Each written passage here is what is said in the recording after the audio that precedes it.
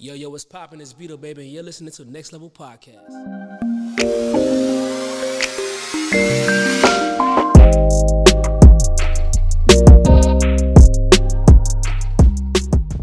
Welcome to Next Level Podcast. But before we get into this amazing interview, I would like to shout out our team: Skyy, creator and executive producer; Emma J, producer; Jeremy Hart, producer and audio; and Swain, videographer. Now, let's enter the Skyy Lounge. Welcome to Next Level Podcast, everybody, where we bring you the latest in hip-hop and the culture right here from the Skyy Lounge. I'm your host, Ebony Francis, and you already know in Next Level Podcast, we bring you the most exclusive interviews with your favorite celebrities. So sit back, relax, and get excited because we have Vedo, baby. It's Vedo, baby. How you doing? I'm blessed. I'm happy to be here. Blessed and highly favored. I know that's right. Absolutely. You look very nice. Well, thank you. I appreciate it. You're welcome. Are you stout? I mean, fresh off Just a tour? little something, fresh off tour. Just got off a vacation as well. I got from Miami yesterday, so. Oh, nice. Yeah, you brought the sun back. Yeah, Not really, but you know. got a little tan too. What's up? Listen, we're going to get into a random question of the day before we get started. So random questions. Here we go. not too spicy yet. Okay. So, what song do you want to be your first dance song at your wedding? At my wedding, that's actually kind of easy. It's Forever. My song Forever, my single Forever. You going to sing her down the aisle? Nah, see the thing is, I'm not going to be able to sing. I'll probably be crying. Oh, yeah, no, that's I'll probably have some tears, there'll be waterworks going on, but I definitely know for a fact that it'll be forever, unless I write another song between now and then. Well, in the meantime, in between time, we're going to get into this interview. I know the people have been waiting for you. You just got off tour. Yeah. Just wrapped up Mood Swings, so congratulations on that. Thank you. How was tour? It was amazing. It was, at first, I was a little unsure about how it would go because I've always been doing like spot dates and like hopping on other people's shows and things like that. Right. But going on tour by yourself, I've always had the mentality to like, hey, I don't know what it's going to be like. I don't know who's going to come out and see me, but what I do know is whether it's 5,000 people or 5 people, I will perform like it's a packed show. Yes. And so when I went out on the first date, which was Detroit, it was sold out. And I had no idea it would sell out. Really? I do music for the love of it, and people love the music. Detroit said, "What up, though?" Yeah, you know what I mean. So it was dope, man. It was dope when I seen people coming out to see me and only me. It's a little different when you're on a show with different acts. Much respect to everybody that I've done shows with, but when they come out to see specifically you, right? They know everything you about to say. Right. I know they were singing all the words. What was your favorite city? Ooh, that's a tough one. You can't do Atlanta. I got, you know what though, I did something a little special for Atlanta. But I feel like Atlanta is kind of, because I live here. I feel like Atlanta's kind of like one of those one-offs where we knew it was gonna be that way. So I'm gonna put that off to the side and say, hey, we expected that to be that. But I would have to say Philly, Detroit and Philly. Philly got all the energy. It was crazy. Yeah. I know Philly was crazy. Yeah, Philly. I had in-ear monitors in, I couldn't hear anything. Really? Yeah. Were they singing all the words? Every word. Every Screaming. word. Yeah. I love it. They were respectful though, so I love that. All right, now the fans want to know, what mood swings do you have? In life, period, or just within music? Let's say within music. You know, you're about to to get on stage. What's going on? What's going through your head? You having these mood swings? Like, what's going on with you? Well, some of the mood swings I have is more so like, I hope I don't fall. Oh, Lord. If I do fall, just act like it was a part of the show. Some of the mood swings I have is, my first tour, I miss my mom dearly, and I wish she was here to see my first actual tour, headlining tour. So that's another mood swing I have. Some of the dates I didn't have my baby and my fiance there. Yeah. So it was like, all right, I wish they were here to see the love that I get. Yeah. Some of the mood swings are,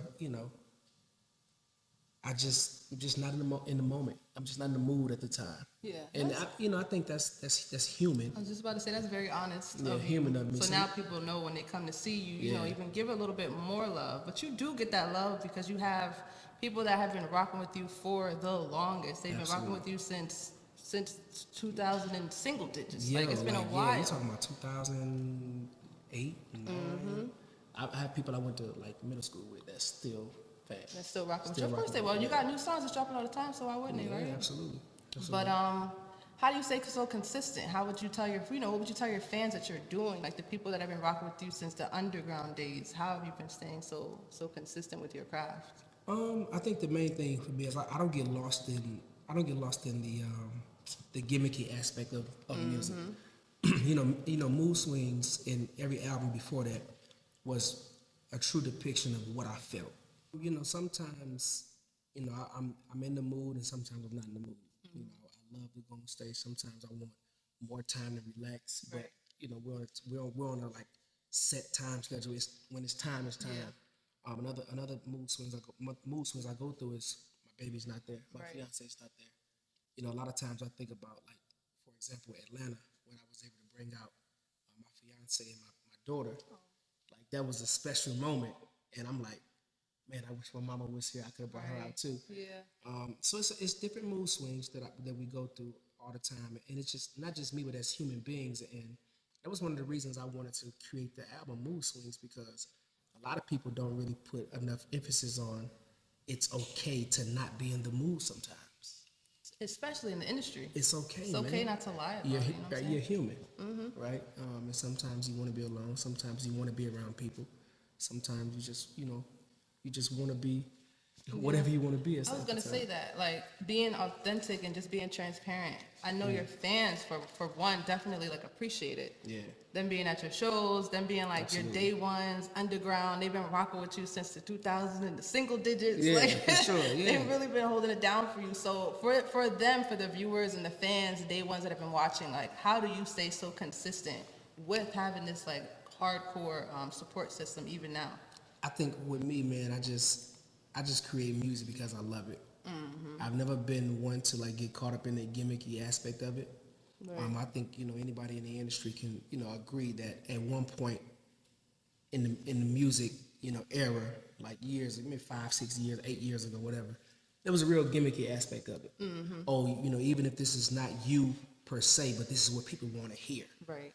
You know, you had R&B singers and everybody making club records.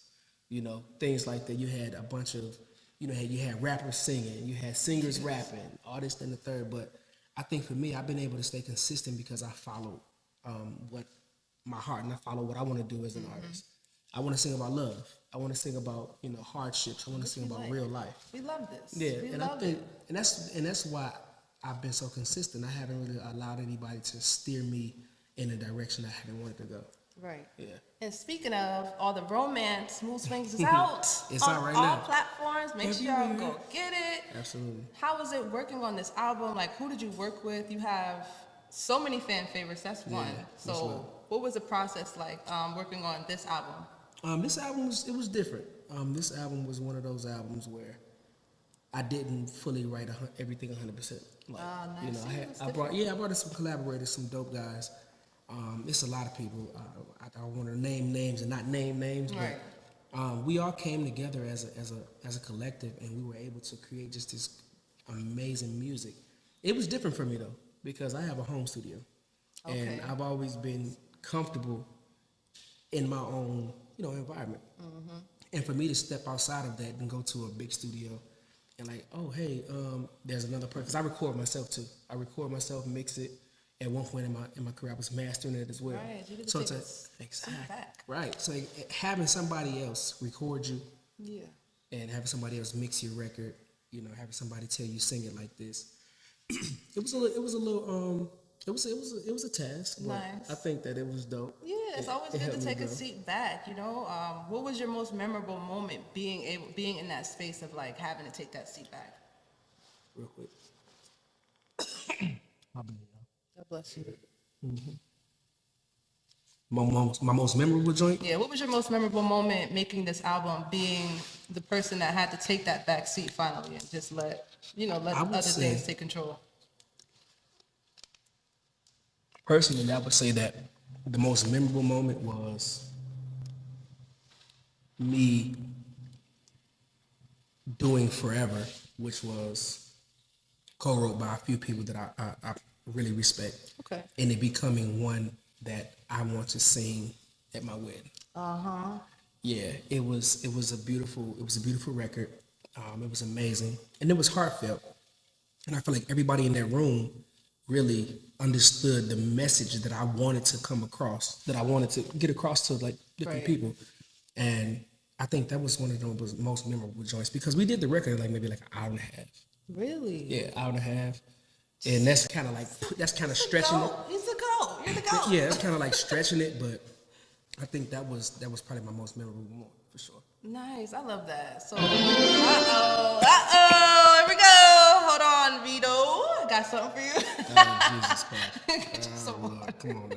All right, y'all. So that sound is the sound of our challenge. We like to call Level Up, and I like to catch my guests off guard. Yeah, that was one of the ones. So every time you hear that sound, there's going to be a Level Up challenge. It's going to total in 3, y'all. So if you surpass each challenge, then one of your special fans, you're going to win a prize. Okay. All right? I got you. So challenge number 1. One has to go. Okay. Off. Do you mind or you got it? That's I know. Why would they do that to him? So one has to turn off, like as far as I gotta turn one song off? Off.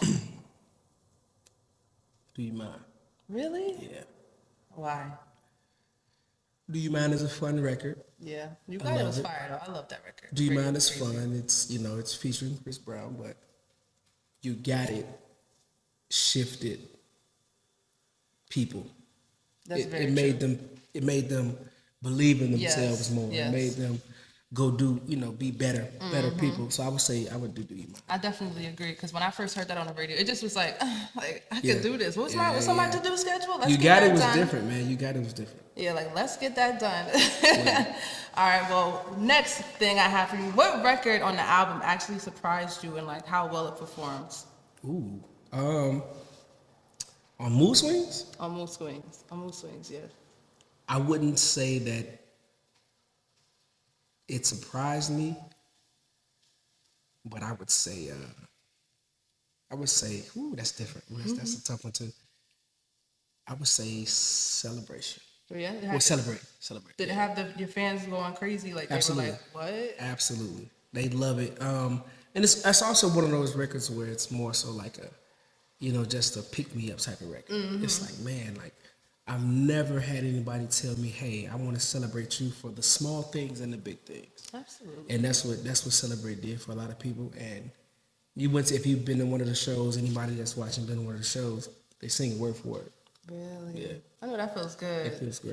You're getting celebrated while you're allowing other people to celebrate themselves. Absolutely. I love it. You also have, of course, we just spoke about the huge radio hit with Chris Brown. It's called Do You Mind? Absolutely, yeah. You've written plenty of records for Chris Brown as well as other people. So why now? Why did you choose now to say, hey, I want to do this record with you? Well, it actually wasn't, just being straight transparent. Mm-hmm. It wasn't me that said now, because I actually sent him a few records like, yo, CB, yo, Chris, yo, Breezy, called him everything after yo, C Breezy, all that. I'm like, yo, I got a record for you, kid. Yo, send it. And respectfully, he declined. Not that the record wasn't good, but he's been doing this thing longer than I have, professionally, of course, on the mainstream. And he basically just told me 100%, like, I don't want to get on your song yet because I'll overshadow you. That's real. It'll become my song.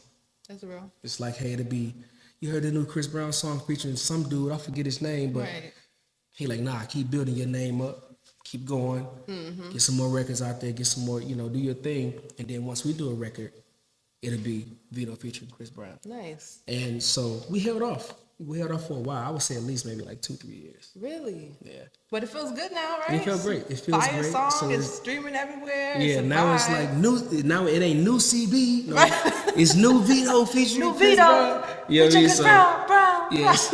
Right. No facts. So it's a humbling feeling that somebody would rock with your campaign that much to tell you the truth. Like, all right. Versus more so like, hey, I'm gonna just do this record so he can stop asking me. Right.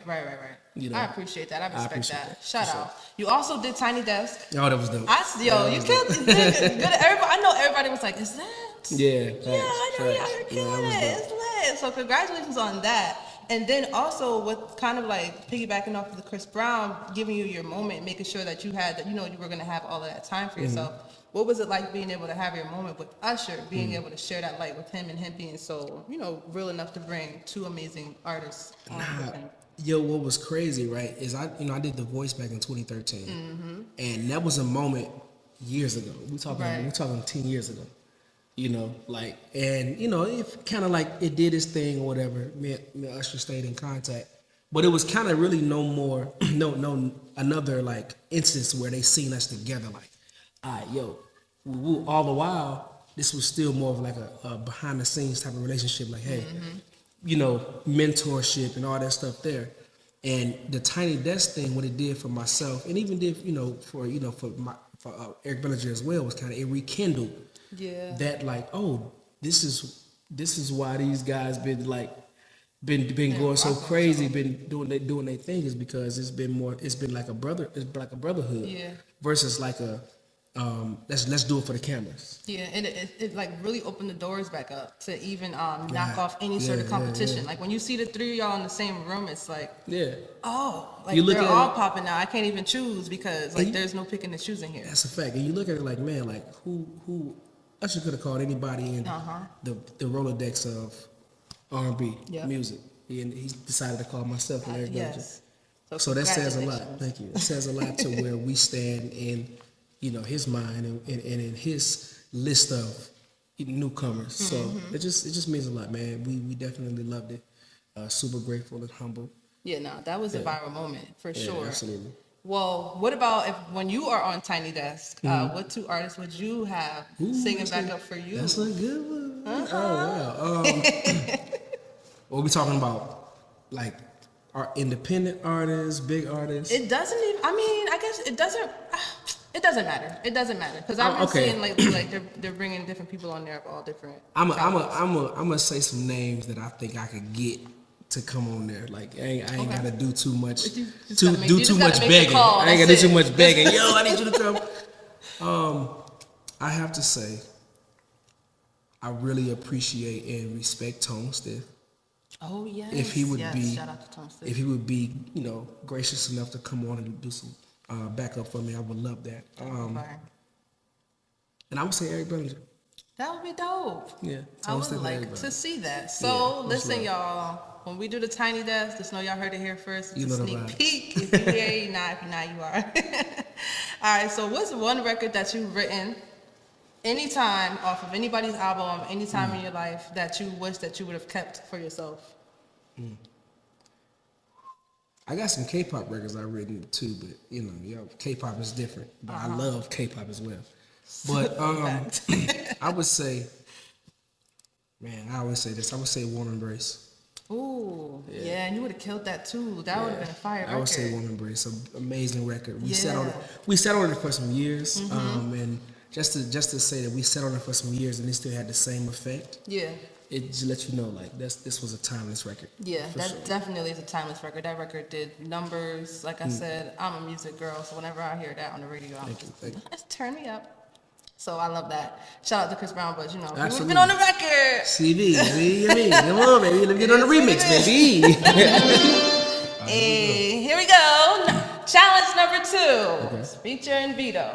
All right, so Chris Brown and Usher's going on tour. Okay. They both want you to join them on tour. You opening. But you can only go on tour with one of them. Who you picking? Why you asking these type of questions? Why you be asking these type of questions? The fans want to know. The people want to know. Who you going on tour with? I would probably go with CB. That's going to be fire. I would say Chris Brown. Reason being, absolutely amazing. Both guys are amazing artists. Yeah, of course. But I would say Chris Brown's fan base is more of my fan base. Yeah, that's true. Versus Usher. Usher has, you know, a fan base that is still young and vibrant, but he also has a very big fan base that's a lot older than me as well. They will be getting to know rather than fully locked in. Right. So I would say Chris Brown. I like that. Yeah. I'm definitely coming to that. Thank you for that. Thank you. I'm gonna have to brush up on my moves. You know what I mean? I used to dance back in the day, so y'all don't even know that. You know what I mean? So check me out. Listen, y'all better get to know this man. He's on YouTube every damn where. I do a little something. Yeah, so how do you feel about being, one, I'll just give you your flowers, you are an R&B gold. That's hands down. But when people still look at you and be like, yo, like, you're underrated, are they playing, this and that? How does that make you feel? I know it's obviously, like, appreciated, but how do you feel when you hear that still? Well, I mean, I think that being underrated in some aspects, it just depends on what light you're looking at it as. Like, all right, cool. I haven't done this, blah blah blah, but I'm actually doing really well for an artist that's independent. Yeah, and let's not mention he got the vocals, he got the penmanship, he got the curation, he got all of the things. So that's kind of what I mean by, like, it's not really like, it's almost just like, you know, like a thanks for feeling that way. But I mean, I appreciate it, but obviously you're not tapped in enough to know that. Hey, I'm, you know, you may feel I'm underrated, but if you understand what I'm standing for, right, you'll know, like, he good money. Yeah.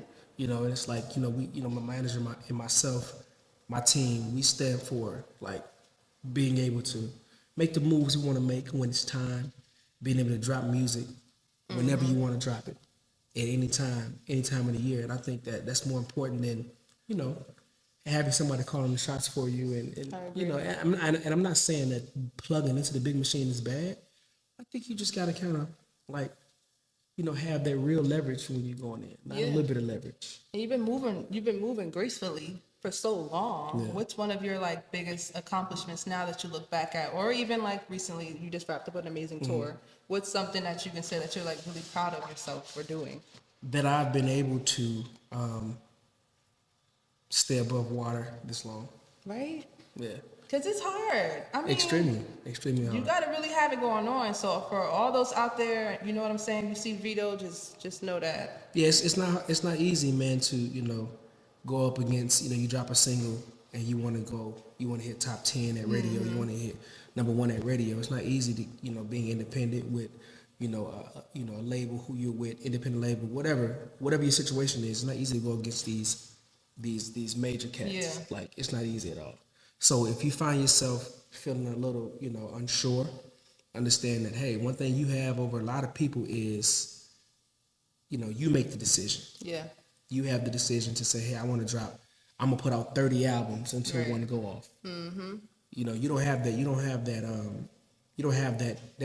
luxury when you aren't calling your own shots. And that's something I was going to ask you too, for the people that may be scared, the viewers, the artists, the up and coming artists. Like, you pretty much just answered it. But when you're using your God-given talents, those are the words of encouragement that you can use. You know what I'm saying, to get you to where you want to be. Yeah. You want to piggyback off that? Go ahead. Yeah, understand that. You know, the thing is, the worst thing anybody could do for you is stifle your creativity, stifle your thinking, stifle, you know, what you feel. Because everybody's not going to see your vision if they haven't lived your life, and they haven't came where you came from.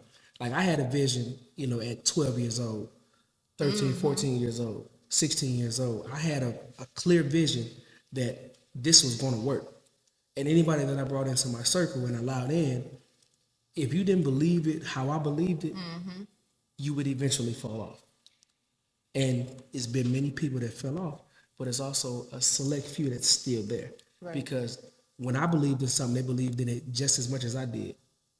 And I think that when you really get that crew together and you get that team, you get money. You're going places. Yeah. I love to see it. Yeah. Speaking of going places, you're popping now. You're going into different avenues of life. Congratulations. Thank you. Congratulations is also a fiance, y'all. He's taken. Got to know it. It's over. Don't let the songs fool you. Hey, okay, so that's our last one right there. This is our last level up challenge. You ready? I'm with it. All right, this one's titled "You Gotta Have It." You gotta have it. Oh gosh, I'm gonna kill. All right. I'm gonna kill the team.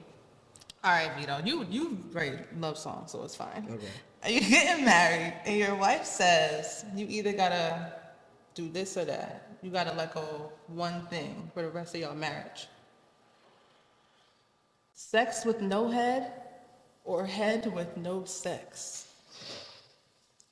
Sex forever. With no head. A head with no sex. Forever and ever and ever. Till death do us part. I can do sex with no head. Yeah, I'm cool. See, Yeah, I'm alright. Okay. It's okay. I'm cool. I mean, I'm not really like a big. If you do your thing, you do your thing. But I'm trying to see what's going on. I'm trying to see what it's like up in the Yeah, I'm trying to see what's going on. I'm trying to get see him what's one of shaking. those. You trying I'm to get cool. him one of those. Yeah. Oh my gosh. Listen, thank you for coming out. Got to know it. Let everybody know where they can keep up with you on Instagram, where they can find you. What do you have coming up next? Let us know. Oh, everything social media is Vedo the Singer. That's Vedo the Singer. VEDOTHESINGER. That's Instagram, Twitter, Facebook, YouTube, Snapchat, all that good stuff. And you know, new album on the way. Album is done. Right. Yeah, so this will be my 7th Yo, album. he doesn't stop. I don't know what to say right 7th now. album. I'm And shocked. we're working on a new tour in the fall. Really? Yeah, so, I'll be there. Yeah, we gotta be there. Yeah. You should be there. If you missed the first one, I'm sorry, baby. You gotta come on because this fall one gonna be crazy. I'm gonna be there for sure. better Y'all gonna be be there with me. Make sure y'all tap in, lock in, follow Vedo at Vedo the Singer on all social media platforms. Everything. You can follow me at Ebony Francis. That's Ebony with a Y, Francis with an I. And make sure y'all like, comment, share, subscribe, all of that good stuff. DM me if you want to see another one of your favorite celebrities here in the Skyy Lounge. And as always, this is Next Level Podcast. Thank you for tuning in. Be safe. Peace. Yeah,